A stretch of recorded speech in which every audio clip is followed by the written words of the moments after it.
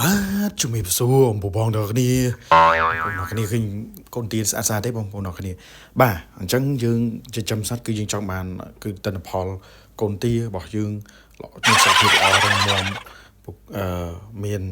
ស្ថានភាពល្អប្រសើរអ្នកណាក៏ចង់បានដែរក៏ប៉ុន្តែពេលខ្លះវាមិនបានដូចចិត្តទេស្រាប់តែមានបញ្ហាទន្ដៃទញ្ជើងរាកឬក៏សម្កុកឬក៏ហើមភ្នែកហៀសបោឬក៏ប្រកាច់បាសជើងងាប់តែម្ដងអញ្ចឹងបើសិនរាប់អ៊ំពបងទាំងអស់គ្នាចិញ្ចឹមកូនទាហើយកំពុងតែមានបញ្ហាអញ្ចឹងដោះស្រាយអត់ចេញអាចទៅអ្នកទៅមកខ្ញុំនឹងជួយប្រឹក្សាយោបល់និងដោះស្រាយបញ្ហាសម្រាប់អ៊ំពបងទាំងអស់គ្នាតកតងជាមួយនឹងបញ្ហាចិញ្ចឹមកូនទាដែលមានបញ្ហាដោយដែលរៀបរាប់រោគសញ្ញាខាងលើឬក៏មានទាពងទីអីដែលពងមិនបានល្អប្រសើរពងតិចពងស្រួយឬក៏អាក់ពងអីអាចទៅអ្នកទៅមកបានអាចពិភាក្សាគ្នាជជែកគ្នាដើម្បីរកលទ្ធផលមួយដ៏ល្អប្រសើរបាទអញ្ចឹងអាចទៅអ្នកតំណតាមលេខ Telegram នៅខាងលើវីដេអូបាទអរគុណគ្រប់លាបាទ